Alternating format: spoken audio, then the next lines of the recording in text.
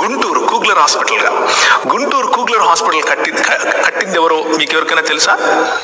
ఏలూరులో ఉన్నటువంటి రాయ్ బహదూర్ గారు.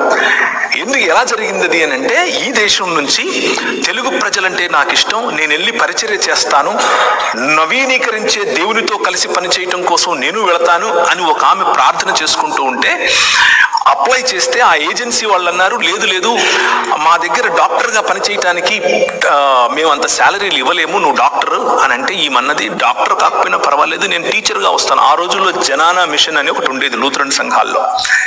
జనానా మిషన్ ఏం చేస్తుంది అని అంటే, ఉన్నత వర్గాలకు చెందినటువంటి స్త్రీలు బయటికి రారు కాబట్టి వారి ఇళ్లలోకి వెళ్ళి వాళ్ళకి చదువు చెప్పేది. ఈవెన్ జనానా మిషన్లో నేను పాలిభాగస్తురాలు అవుతాను అని చెప్పి అప్లికేషన్ పెడితే, తక్కువ శాలరీకి మీరు పని చేయగలరా డాక్టర్ కదా అంటే, పర్వాలేదు నా పిలుపు తెలుగు ప్రజలు అని చెప్పి ఆమె తెలుగు ప్రజలకు వచ్చి, అట్టడుగు వర్గాలు ఉన్నటువంటి తెలుగు ప్రజల మధ్య తిని తినక వారిళ్లలో వారి గుడిసెల్లో వారితో ఉంటూ ఆమె కడుపు కట్టుకుని వారికి సేవ పరిచర్య చేస్తూ ఉంటే, ఆమె డాక్టర్ అన్న విషయం తెలుసుకుని రావు బహదూర్ గారు పిలిచారు.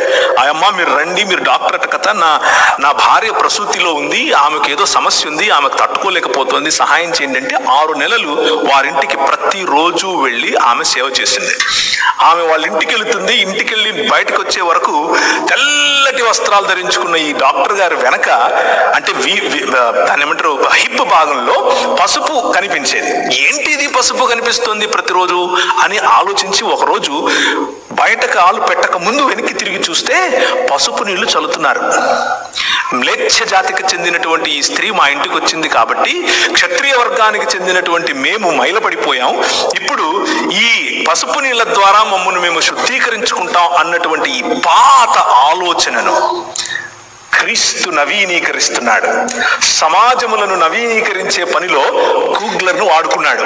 ఆమె అన్నది, మీరు నన్ను ఎంత హ్యూమిలియేట్ చేసినా సరే, నేను మ్లేచ్ఛురాలని అని నువ్వు అన్నా సరే, I will not stop loving you. She embraced that humility. ఆమె వచ్చింది, పండంటి బిడ్డను కనేలా సహాయం చేసింది. ఆ తర్వాత రావు బహదూరే ముందుకొచ్చి 50 పడకలకు అవసరమైనటువంటి ఆసుపత్రి, మొట్టమొదటి ప్రసూతి ఆసుపత్రి గుంటూరులో కట్టించడానికి స్థలం ఇచ్చింది ఆయనే.